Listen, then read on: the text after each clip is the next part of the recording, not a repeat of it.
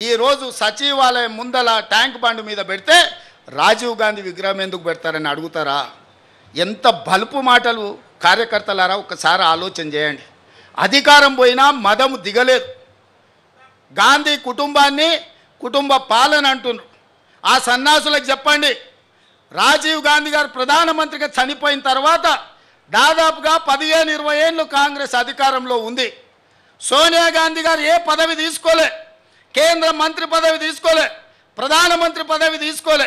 2004 నుంచి 2014 10 సంవత్సరాలు బలమైన యూపీఏ ప్రభుత్వం ఉన్న సోనియా గాంధీ గారు, రాహుల్ గాంధీ గారు ఏ పదవులు తీసుకోలే. కేంద్ర మంత్రి పదవి కానీ ప్రధానమంత్రి పదవి కానీ తీసుకోలే. ఆనాడు రాజీవ్ గాంధీ గారు చనిపోయినాక దాదాపుగా 3 దశాబ్దాలుగా పైగా కాంగ్రెస్ పార్టీలో గాంధీ కుటుంబం ప్రధానమంత్రి, కేంద్ర మంత్రి పదవి తీసుకోలేదు. పదవి త్యాగం అంటే ఇక్కడ కనిపిస్తున్న బాలకృష్ణ గారు పేపర్ ప్లేట్ బిజినెస్ ద్వారా సంవత్సరానికి 24 లక్షలు సంపాదిస్తున్నారు. ఆయన నుండి ఈ బిజినెస్ గురించి నేర్చుకోవడానికి ఇప్పుడే ఫ్రీడమ్ యాప్ని డౌన్లోడ్ చేసుకోండి.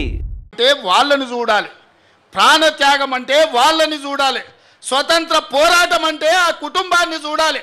మోతీలాల్ నెహ్రూ, పండిత్ జవహర్లాల్ నెహ్రూ స్వతంత్రం కోసం పోరాటం చేసి ఈ దేశానికి స్వతంత్రం తెచ్చినోళ్ళు. శ్రీమతి ఇందిరాగాంధీ, శ్రీ రాజీవ్ గాంధీ ఈ దేశం కోసం ప్రాణాలు త్యాగం చేసి దళిత గిరిజన ఆదివాసీలను ఆదుకున్న జాతి. సోనియా గాంధీ, రాహుల్ గాంధీ పదవి త్యాగం చేసి మన్మోహన్ సింగ్, పివి నరసింహారావు లాంటి మేధావులను ఈ దేశానికి ప్రధానమంత్రులుగా పరిచయం చేసింది. తెలంగాణ బిడ్డను ఈ దేశానికి ప్రధానమంత్రిని చేసింది శ్రీమతి సోనియా గాంధీ కాదా? ఇవాళ మనం గొప్పగా చెప్పుకుంటున్నాం, మన తెలంగాణ బిడ్డ, మన వంగర బిడ్డ ఈ దేశానికి ప్రధానమంత్రి అయిన. ఎట్లయినా శ్రీమతి సోనియా గాంధీ గారు ఆనాడు పివి నరసింహారావు గారిని ఈ దేశానికి ప్రధానమంత్రిగా చేయలేదా? మన్మోహన్ సింగ్ను ఆర్థిక మంత్రిగా చేయలేదా? ఈ దేశానికి ప్రధానమంత్రిగా చేయలేదా? పదవీ త్యాగం అంటే సోనియా గాంధీ గారిది, రాహుల్ గాంధీ గారిది. మరి ఈ సన్నాసులదేందయ్యా? అయ్యి ఉండంగానే అయ్యో ముఖ్యమంత్రి, కొడుకు ఐటీ మంత్రి, అల్లుడు సాగునీటి పారుదల శాఖ మంత్రి, బిడ్డ ఎంపీ, సడ్డకుని కొడుకు రాజ్యసభ.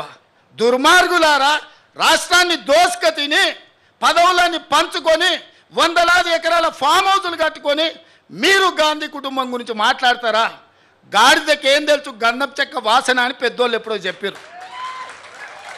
ఈ గాడిదలకు తెలుసా గాంధీ కుటుంబం గురించి అని నేను అడగదలుచుకున్నాను. ఆనాడు చాకలైలమ్మ ఒక్క మాట చెప్పింది, గడీలలో గడ్డి మొలవాల్సిందే అని. సాయుధ రైతాంగ పోరాటం గడీలలో గడ్డి మొలిసింది, గడీలు బద్దలై ప్రజాస్వామిక పాలన వచ్చింది. ఇవాళ నేను చెప్తున్న బిడ్డ, మీ ఫామ్ హౌజులలో జిల్లేళ్ళు మొలిపిస్తా. మీరు అనుకుంటురేమో మీరు అడ్డగోలుగా మాట్లాడితే కాంగ్రెస్ పార్టీ కార్యకర్తలు రేవంత్ రెడ్డి చూసుకుంటూ ఊరుకుంటాడేమని ఇవాళ చెప్తున్న రాజీవ్ గాంధీ సాక్షిగా సచివాలయం ముందల బిడ్డ, మీ ఫామ్ హౌజులలో జిల్లేళ్ళు మొలవాలి. ఫామ్ హౌజులలో మీరు జీవిస్తున్నాం, మా ఫామ్ హౌజులు మమ్మల్ని కాపాడుతాయేమని మీ ఫామ్ హౌజులలో జిల్లేళ్ళు మొలిపించే వరకు కాంగ్రెస్ పార్టీ కార్యకర్తలు ఎవరు విశ్రమించబోరనే సంగతి నేను చెప్పదలుచుకున్నా.